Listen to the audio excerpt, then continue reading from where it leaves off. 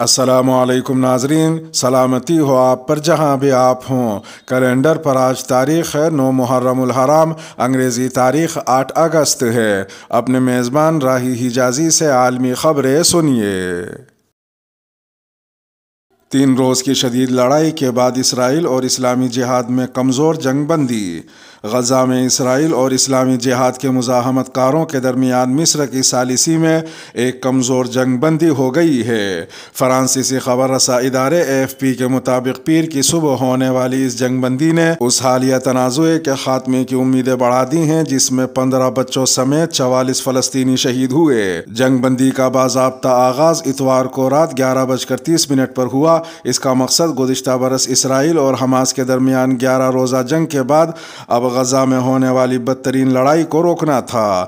اگرچہ جنگ بندی سے پہلے اور بعد میں جنوبی اسرائیل میں سائرن بجنے کے ساتھ ہی حملوں اور راکٹ حملوں کا سلسلہ شروع ہوا، تاہم کسی بھی فریق نے جنگ بندی کے 4 گھنٹے بعد معاہدے کی کسی بڑی خلاف ورزی کی اطلاع نہیں دی۔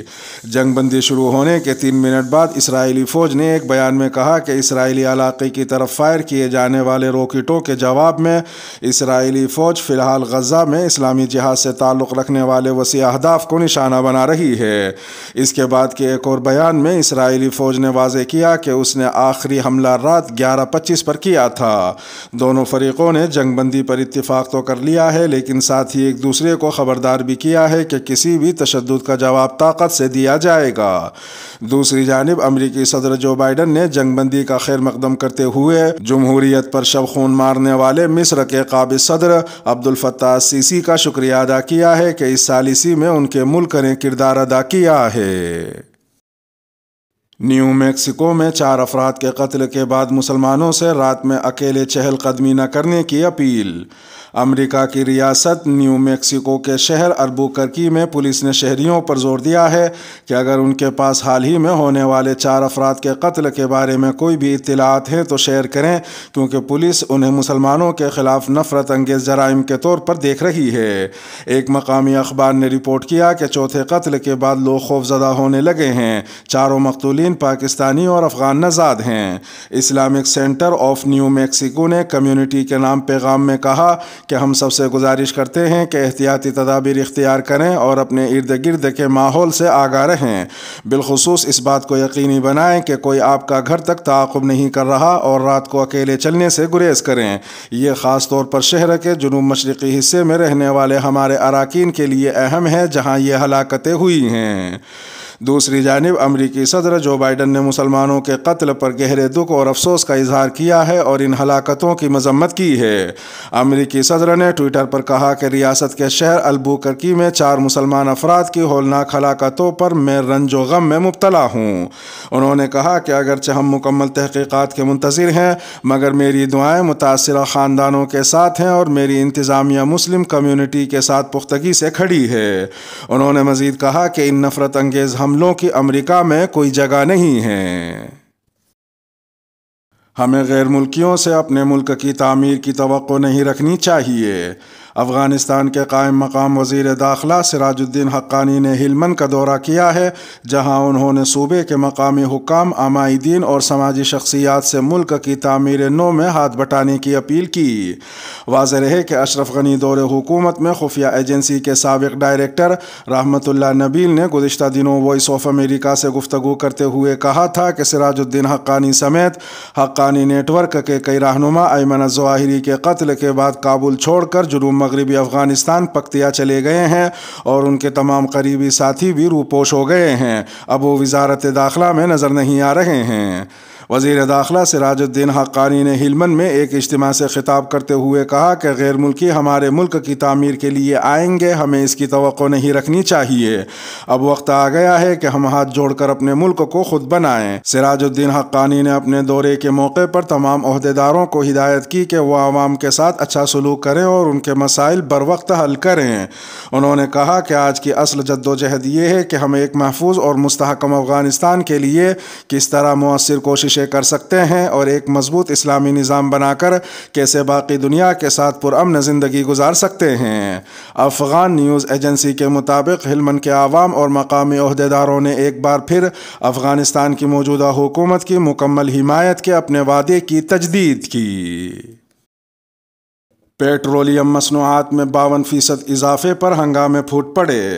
بنگلہ دیش میں پیٹرولیم مصنوعات کی قیمتیں تاریخ کی بلند ترین سطح پر پہنچنے کے بعد ہنگامے پھوٹ پڑے اور ہزاروں مظاہرین نے فیول اسٹیشنز کا گھیراؤ کر لیا۔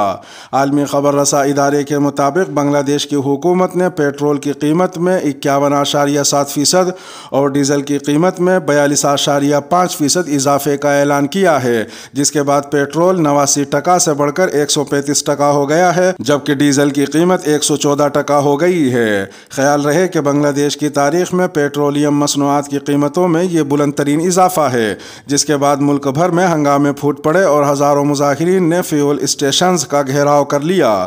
مظاہرین نے اس اضافے کو بدترین مہنگائی لانے والی سونامی قرار دیتے ہوئے حکومت سے قیمتیں فی الفور کم کرنے کا مطالبہ کیا۔ کئی مقامات پر پولیس اور مظاہرین کے درمیان جھڑپ بھی ہوئی۔ واضح رہے کہ بنگلہ دیش نے حال ہی میں $4 ارب کے قرضے کے لیے IMF میں درخواست جمع کرائی ہے۔ بنگلہ دیش کے وزیر خزانہ کا کہنا ہے کہ معیشت مستحکم ہے، تاہم یوکرین روس جنگ کے بعد سے پیٹرول مصنوعات کی قیمتوں میں تیزی سے اضافے اور ڈالر کی اونچی پرواز سے ادائیگیوں کے توازن میں مشکلات کا سامنا ہے۔ ارشد ندیم کو خراج تحسین، انڈین صارفین بھی ان کے فین۔ کامن ویلتھ گیمز میں پاکستان کے ارشد ندیم نے جیولن تھرو یعنی نیزہ پھینکنے کے مقابلے میں گولڈ میڈل جیت لیا ہے، جس کے بعد ایونٹ میں پاکستان کے گولڈ میڈلز کی تعداد 2 ہو گئی ہے۔ ارشد ندیم تیز قدم چلتے ہوئے زیر لب کچھ پڑھتے ہیں اور پھر تماشائیوں کی جانب ہاتھ اٹھا کر تالیاں بجاتے ہوئے انہیں ساتھ دینے کا اشارہ کرتے ہیں۔ اپنی پشت پر بیٹھے تماشائیوں میں جہاں باقی ایتھلیٹس کے کوچز موجود ہیں، وہاں ارشد ندیم کے ذاتی کوچ نامعلوم وجوہات کی بنا پر ان کے ساتھ برمنگھم میں موجود نہیں ہیں۔ ایونٹ میں اپنی پہلی ہی تھرو میں سبقت حاصل کرنے والے ارشد ندیم سے یہ برتری گرینیڈا کے اینڈرسن پیٹرز نے کچھ ہی لمحے پہلے چھینی تھی، لیکن ارشد ندیم خاصے پر اطمینان نظر آ رہے ہیں۔ بغیر کوچ، زخموں سے چور، تنہا ارشد ندیم نے جیسے سوچ لیا تھا کہ انہیں ان تمام مشکلات سے لڑنا ہے اور کسی بھی لمحے ہمت نہیں ہارنی۔ کچھ ہی لمحوں بعد وہ اپنی نظریں ہدف کی جانب مرکوز کرتے ہیں۔ ارشد اپنی زخمی کوہنی اور گھٹنے کو ہلاتے ہیں، بآواز بلند اوپر والے کا نام لیتے ہوئے لمبے قدم لیتے ہیں اور بالآخر اس 800 گرام وزنی 2.5 میٹر لمبی جیولن کو پوری قوت سے پھینکتے ہیں۔ جیولن جیسے ہی فضا میں بلند ہوتا ہے تو تماشائیوں کی تالیاں حیرت میں مبتلا آوازوں میں تبدیل ہو جاتی ہیں اور کمنٹیٹر کہتی ہیں کہ یہ تو بہت بلند ہے، یہ تو نیچے ہی نہیں آ رہا۔ ارشد ندیم کے ہاتھ اب بھی بلند ہیں، لیکن اس بار ان کا انداز فاتحانہ ہے۔ کچھ لمحے قبل سبقت حاصل کرنے والے اینڈرسن پیٹرز مسکرا رہے ہیں اور ان کے چہرے پر بھی حیرت عیاں ہے۔ جیسے ہی 90.18 میٹر کا تاریخی نمبر اسکرین پر دکھائی دیتا ہے تو ارشد ندیم بالآخر مسکرا دیتے ہیں، تماشائیوں سے داد وصول کرتے ہیں۔ وہ نہ صرف طلائی تمغہ جیت چکے ہیں بلکہ کامن ویلتھ گیمز کا ریکارڈ بھی اپنے نام کر چکے ہیں۔ پاکستان کرکٹ ٹیم کے کپتان بابر اعظم کی یہ بات بالکل درست ہے کہ ارشد کا جسم ٹوٹا ہوا تھا پر ہمت ہمالیہ سے بھی بلند تھی۔ انڈین جیولن تھروئر نیرج چوپڑا بھی انڈیا اور پاکستان میں ٹرین کر رہے ہیں اور ان کی غیر موجودگی میں کچھ انڈین صارفین بھی ارشد ندیم کے لیے نیک خواہشات کا اظہار کر رہے ہیں۔ ایک صارف آشیش جھا نے لکھا کہ میں ارشد ندیم کو سپورٹ کر رہا ہوں، میں ان کی بہت عزت کرتا ہوں۔ ایک صارف نے لکھا کہ آنے والے دنوں میں نیرج چوپڑا اور ارشد ندیم کا مقابلہ بہترین ہوگا، ہمیں اب اگلی ایشین گیمز کا انتظار ہے۔ ایک انڈین صارف آدرش نے لکھا کہ ارشد ندیم کو نیرج چوپڑا کو اپنا ہیرو کہنے پر برا بھلا کہا گیا تھا، لیکن وہ کبھی بھی اپنی بات سے پیچھے نہیں ہٹے، وہ اصل ہیرو ہیں۔ چین آبنائے تائیوان میں فوجی مشقیں کرے گا۔ چین مبینہ طور پر آبنائے تائیوان کے بیچوں بیچ مشرقی جانب باقاعدہ فوجی مشقیں کرنے کا منصوبہ بنا رہا ہے۔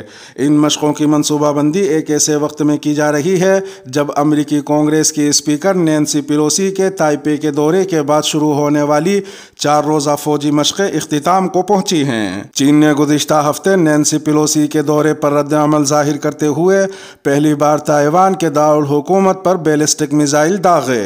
چین نے احتجاجاً امریکہ کے ساتھ رابطوں کے کئی سفارتی ذرائع بھی منقطع کر دیے ہیں، جن میں موسمیاتی بحران جیسے اہم مسائل پر ہاٹ لائن بھی شامل ہے۔ جمعرات سے جاری چین کی فوجی مشقوں میں تائیوان کے شمال اور جنوب میں سمندروں میں اہداف پر میزائلوں سے حملے کیے گئے۔ تائیوان نے اس کے جواب میں اپنے بحری اور ہوائی جہازوں کو روانہ کیا اور اپنے میزائلوں کو اسٹینڈ بائی پر رکھا ہے۔ تائیوان نے چین کی سرحد عبور کرنے کی صلاحیت کو روکنے کی کوشش کی ہے، جسے سمندر کے اوپر بلی اور چوہے کے کھیل سے مشابہت دی گئی ہے۔ ان مشقوں کے بعد Singapore airlines, Korean air, Asiana airlines سمیت متعدد بین الاقوامی ایئر لائنز نے جمعرات اور اتوار کی درمیانی شب تائپے کے لیے پروازیں منسوخ کر دیں۔ ادھر چین کی پیپلز لبریشن آرمی نے یہ نہیں بتایا کہ آیا وہ اتوار کے بعد بھی اپنی فوجی مشقیں جاری رکھے گی یا نہیں، تاہم چین کے سرکاری میڈیا نے اتوار کو ایک مبصر کا حوالہ دیتے ہوئے رپورٹ کیا کہ ملک کی فوج آبنائے تائیوان کی درمیانی لائن کی مشرقی جانب باقاعدہ فوجی مشقیں کرے گی۔ تکمیلی تلبینہ، طاقت، صحت اور شفا کے لیے سنت اور طب نبوی کا بہترین نسخہ۔ ابھی آرڈر کریں، کم پیسے میں ہمارے ساتھ بزنس شروع کریں۔ بھارت بھر سے ڈسٹریبیوٹر اور ہول سیلر بننے کے لیے ابھی کال کریں 9579591975۔ Takmili food products private limited, Malegaon, India.